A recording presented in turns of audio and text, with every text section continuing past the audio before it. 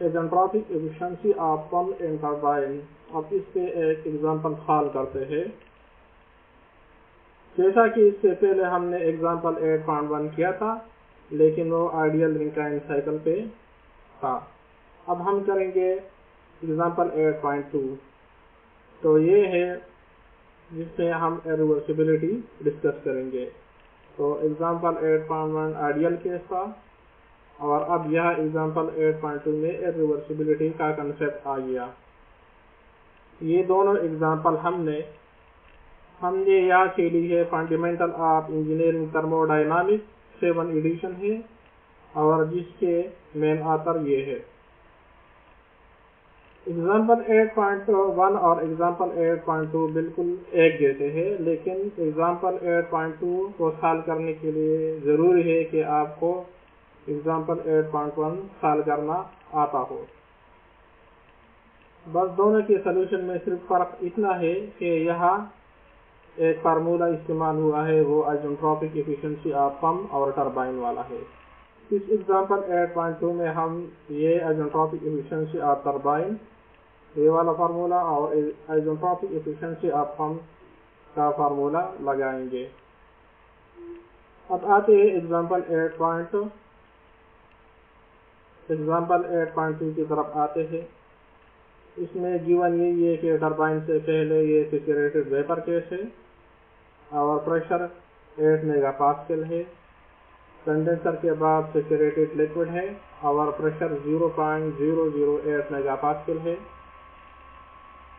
जो net power है यानी turbine total work minus pump total work, तो 100 मेगावाट के बराबर है। और कंडेंसर के इनलेट पे यहाँ कूलिंग वाटर आती है जिसका टेम्परेचर है 15 डिग्री, और वो वापस जाती है यानी गर्म होके 35 डिग्री टेम्परेचर पे वापस जाती है। अब यह एक नया कंसेप्ट यूज हुआ है यानी टरबाइन और पंप के आइसेंट्रोपिक एफिशिएंसी का। दोनों के आइसेंट्रोपिक एफिशिएंसी 85% है। जब हम पॉइंट में लिखते हैं तो इसको 0.85 भी लिख सकते हैं। अब आते हैं टीएस डायग्राम में किस तरह हम रिप्रेजेंट करेंगे, क्योंकि 1 के बाद यानी 1 से 2 की तरफ जब हम आते हैं, जो प्रोसेस होता है वो हमने पहले आइसेंट्रोपिक कंसीडर किया था, लेकिन रियलिटी में इसकी एंट्रोपी इंक्रीज होती है। और ये 2s वाला केस आइडियल है, इस रिप्रेजेंट करता है कि ये आइसेंट्रोपिक है, लेकिन हालांकि रियलिटी में ये एंट्रोपी इंक्रीज होती है। इसी तरह 2 से 3 तक ये जो प्रोसेस है ये तो सेम रहता है, लेकिन 3 से 4 तक ये आइसेंट्रोपिक प्रोसेस नहीं होता। 4s रिप्रेजेंट करता है कि ये इसकी एंट्रोपी बराबर है स्टेट नंबर 3 की, और ये आइसेंट्रोपिक है, जबकि रियलिटी में इसकी एंट्रोपी इंक्रीज होती है और यह आती है 4 पे। इसके बाद ये दोबारा वापस जाता है स्टेट नंबर 1 की तरफ। ये हमारे पास नोन है। अननोन क्या है कि हम थर्मल एफिशिएंसी फाइंड करें। इसी तरह हम फ्लो रेट फाइंड करें कि इस साइकिल में कितना फ्लो रेट है, और साथ साथ हीट ट्रांसफर फाइंड करें, हीट इन हीट आउट। इसी तरह हम फ्लो रेट यहाँ फाइंड करें। ठीक है, तो अब आते हैं इसको सॉल्व किस तरह करेंगे। सॉल्यूशन का जो प्लान है वो बिल्कुल इसी तरह है जिस तरह हमने एग्जांपल 8.1 में किया था, लेकिन यहाँ सिर्फ फर्क ये है कि जो हम फाइंड करते हैं एग्जांपल 8.1 के केस में वो आइडियल केस था। हम इसी तरह सारे एंथैल्पी फाइंड करेंगे, लेकिन रियल एंथैल्पी के लिए हम आइसेंट्रोपिक एफिशिएंसी का जो फार्मूला है वही इस्तेमाल करेंगे। यानी साथ साथ हमें इन दोनों फार्मूले की भी जरूरत पड़ेगी। अब दूसरा स्टेप वही है जो हम पर यूनिट मास वाले heat in heat out work in work out find करेंगे, और आखिर में हम एफिशिएंसी फ्लो वर्क और इसी तरह बैक वर्क रेशो और टोटल फ्लो की तरफ आएंगे। अब यहाँ आते हैं स्टेट नंबर 1। हमारे पास ये सैचुरेटेड वेपर है और 8 मेगा पास्कल पे है। बार के केस में 1 मेगा पास्कल बराबर होते हैं 10 बार के, तो ये बराबर हो गया 80 बार के। अब हम सैचुरेटेड, क्योंकि हमारे पास जो स्टेट है सैचुरेटेड वेपर है और प्रेशर 80 बार पे है, तो हम टेबल A3 में जाके 80 बार पे हम नोट करेंगे कि एंथैल्पी जो गैसीय स्टेट के है वो क्या है, साथ साथ हम एंट्रोपी भी नोट करेंगे। तो ये हमारे पास स्टेट 1 की एंथैल्पी ये आ गई और साथ साथ एंट्रोपी ये आ गई। अब आते हैं स्टेट नंबर 2 की तरफ। तो हमारे पास ये आइडियल केस है। सबसे पहले हम आइडियल केस में ये एंथैल्पी फाइंड करके उसके बाद हम आइसोट्रॉपिक एफिशिएंसी का फार्मूला लगाएंगे और ये रियल एंथैल्पी फाइंड करेंगे। तो 2s को फाइंड करना जिस तरह हमने एग्जांपल 8.1 में फाइंड किया था, बिल्कुल इसी तरह हम यहाँ फाइंड करेंगे। ये नेक्स्ट स्टेट है जहाँ हमारे पास प्रेशर बराबर है 0.08 मेगा पास्कल या 0.08 बार और एंट्रोपी 1 और 2 वाली की बराबर है 2s की। आइडियली अगर ये आइसोट्रॉपिक प्रोसेस होता है, क्योंकि ये मिक्स्ड स्टेट है, प्रॉपर्टी फाइंड करने के लिए हमें ज़रूरत है कि हम यहाँ जो वेपर की क्वालिटी है इसको फाइंड करें। तो हमारे पास डायरेक्टली नोन नहीं है, लेकिन हमारे पास प्रेशर है और हमारे पास एंथैल्पी है। इसके थ्रू हम फाइंड करेंगे स्टीम की क्वालिटी। हम टेबल A3 को यूज करके हमें पता है कि जब हम यहाँ एंट्रोपी फाइंड करेंगे तो इसके लिए हम ये फार्मूला लगाएंगे। हमें इस 2 का पता है क्योंकि इस 2s ये 2 वाला स्टेट है आइडियल केस, इसकी एंट्रोपी बराबर है 1 के और हमारे पास इसी प्रेशर पे हम टेबल में जाएंगे A3 और वहाँ हम 0.08 बार पे नोट करेंगे लिक्विड वाली जो एंट्रोपी है और गैसीय स्टेट वाली, तो वो उठा के हम इस फार्मूले में पुट करेंगे। इस इक्वेशन को मैंने रीअरेंज करके इसके बाद S2 की वैल्यू यहाँ से पुट की और SF और AG की वैल्यू मैंने यहाँ से पुट की, तो हमारे पास स्टीम की क्वालिटी आ गई 0.6745। अब इस 2s की वैल्यू जो आइडियल केस है, हम टेबल में दोबारा जाके यहाँ लिक्विड वाले और गैसियस वाले नोट करके और साथ साथ जो हमारे पास स्टीम की क्वालिटी आ गई तो वो पुट करके हम आइडियल के केस में एंथैल्पी फाइंड करेंगे। हमारे पास रियल केस ये है, इसकी एंथैल्पी फाइंड करने के लिए हम एंथैल्पी वाला फार्मूला यूज करेंगे। इस फार्मूले में हमारे पास H1 की एंथैल्पी नोन है, ऊपर नीचे दोनों बराबर है। H2s की एंथैल्पी हमारे पास यहाँ आ गई। हमारे पास आइसोट्रॉपिक एफिशिएंसी वो नोन है 0.85 और ये गिवन है, तो H2 हम फाइंड करेंगे। इस इक्वेशन को रीअरेंज करेंगे, यानी N2 के साथ इस एंट्रोपी के साथ ये मल्टीप्लिकेशन में आएगा और यह हमारे पास H1 H2 रह जाएगा। फिर ये H2 इस साइड पे आएगा क्योंकि ये अननोन है और ये दूसरे साइड पे आके माइनस बन जाएगा। इस इक्वेशन को मैंने फादर रीअरेंज किया और सारे के सारे वैल्यू मैंने पुट की। पुट करने के बाद हमारे पास एंथैल्पी की वैल्यू ये आ गई। तो अब ये H2 एंथैल्पी है हमारे पास जो रियल केस वाला एंथैल्पी है। अब आते हैं स्टेट नंबर 3 की तरफ। तो बिल्कुल वही है जिस तरह हमने एग्जांपल 8.1 में किया था। हमारे पास यहाँ सैचुरेटेड लिक्विड केस है और प्रेशर है 0.08 बार। हम टेबल A3 को यूज करके यहाँ हम फाइंड करेंगे 0.08 बार पे एंथैल्पी की वैल्यू और साथ साथ हम नोट करेंगे कि यहाँ वॉल्यूम क्या है। असल में ये है, इसकी वैल्यू है 0.001084। इसको मल्टीप्लाई किया है 1000 से, हालांकि असल वैल्यू ये है। तो आसानी के लिए ये 1000 से मल्टीप्लाई किया है ताकि हमें आसानी हो रीड करने में। अब हमारे पास ये स्पेसिफिक वॉल्यूम ये बन गया।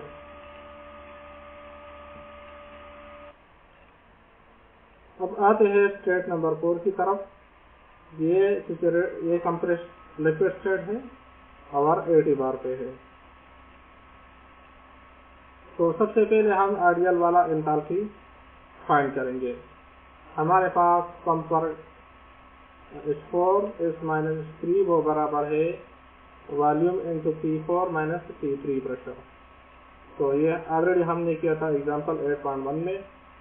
इसी तरह हम इसको फाइंड करने के लिए इस फार्मूले को इसी तरह अरेंज कर सकते हैं। S3 इस साइड पे जाएगा और वहाँ S3 इस तरह V3 और प्रेशर की वैल्यू पुट के हमारे पास एंथैल्पी की वैल्यू ये आ गई। ये हमारे पास एंथैल्पी है आइडियल केस वाला। अब रियल केस की एंथैल्पी फाइंड करने के लिए हम फार्मूला इस्तेमाल करेंगे। आइसेंट्रोपिक एफिशिएंसी ऑफ पंप वाला। तो ये फार्मूला हम इस तरह भी यूज कर सकते हैं। इसको इग्नोर करें, ये एफिशिएंसी ऑफ पंप नीचे जाएगा और ये H4 माइनस H3 दूसरे साइड पे जाएगा। इसके बाद ये रीअरेंज करके H3 इससे प्लस होगा और H4 जो अननोन है एक साइड पे रह जाएगा और जो नोन है वो दूसरे साइड पे। अब इस फार्मूले में हम H4S, H3 और आइसेंट्रोपिक एफिशिएंसी जो 0.85 है इसकी वैल्यू पुट करेंगे। अब हमारे पास एंथैल्पी जो रियल केस में है ये आ गई। अब हमारे पास एंथैल्पी की वैल्यू ये है H1, H2, H3 और H4 है। तो वर्क आउट यानी टरबाइन का वर्क फाइंड करने के लिए हम क्या करेंगे, H1 माइनस H2। तो ये वैल्यू आ गई।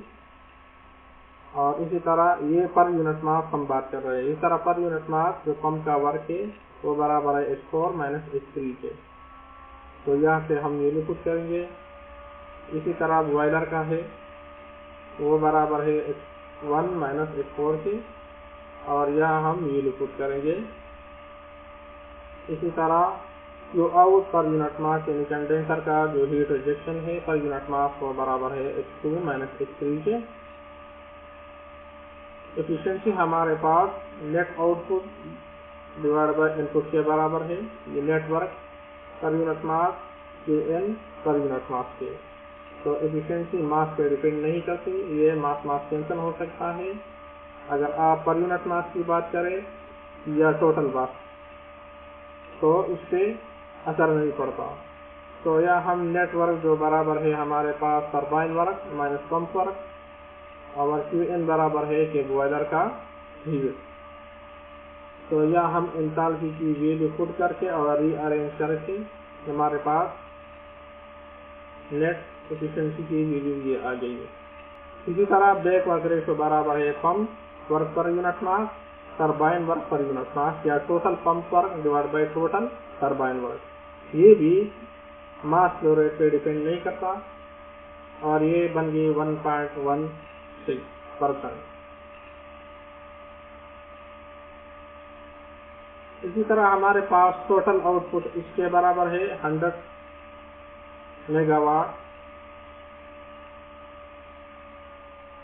और टोटल वर्क बराबर होता है हमारे पास जब हम टोटल मास मल्टीप्लाई करके पर यूनिट मास वाले टरबाइन वर्क माइनस पर यूनिट मास पंप वाला वर्क। तो हमारे पास वैल्यू आ गई 100 मेगावाट बराबर होगा जब हम इस इक्वेशन को रीअरेंज करके एंथैल्पी की वैल्यू पुट करके। तो ये आ गई और यह हम जो हमने एंथैल्पी की वैल्यू H1, H2, H3 और H4 फाइंड किया था वो पुट करेंगे। अब हमारे पास मेगा बराबर है 10⁶ और किलो बराबर है 10⁻3। इस इक्वेशन को हम यानी इसको हम डिवाइड करेंगे इस वैल्यू के तो हमारे पास मास फ्लो रेट आ जाएगा ये।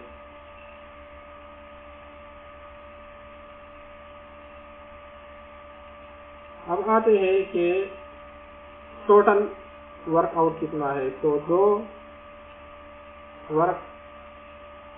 टोटल